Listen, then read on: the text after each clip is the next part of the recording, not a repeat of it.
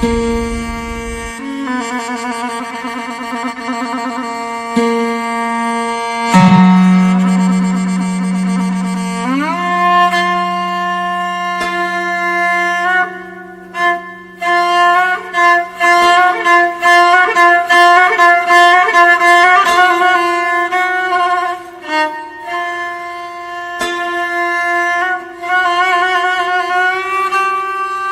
yang saat ini masih di Tegalega mengikuti kegiatan jalan sehat bersama dengan PKS Jawa Barat dan relawan Adis. Selanjutnya ke sini untuk dialog kebangsaan bersama kita bersama Pak Swadesa dan sebelumnya.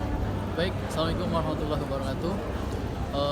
Alhamdulillah hari ini Paguyuban Jawara Sunda ikut menghadiri dialog kebangsaan bersama Bapak Anies Baswedan. Insya Allah beliau masih dalam perjalanan menuju Hotel Grand Pasundan. Kita doakan beliau selalu sehat walafiat. Semoga menjadi presiden yang berikutnya.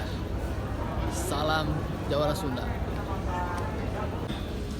Tidak boleh naik kereta, saat Belanda ditutup, tidak bisa bergerak.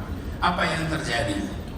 Bapak Ibu sekalian, ibu-ibu itu memang memiliki daya juang yang dahsyat dan sampai sekarang itu terlihat. Kalau bicara ibu-ibu itu dahsyat. Apa yang mereka lakukan ketika dilarang naik kereta? Rombongan yang sudah punya tiket tidak boleh naik kereta.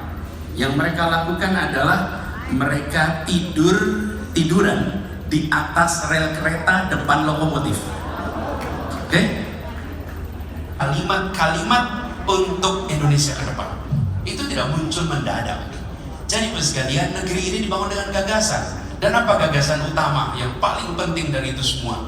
Ketika kita bicara dimulai dengan atas berkat rahmat Allah yang Maha Kuasa, dan apa yang di akhir?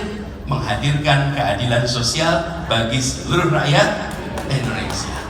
Itu kalimat yang ingin kita sama-sama jadikan sebagai prioritas.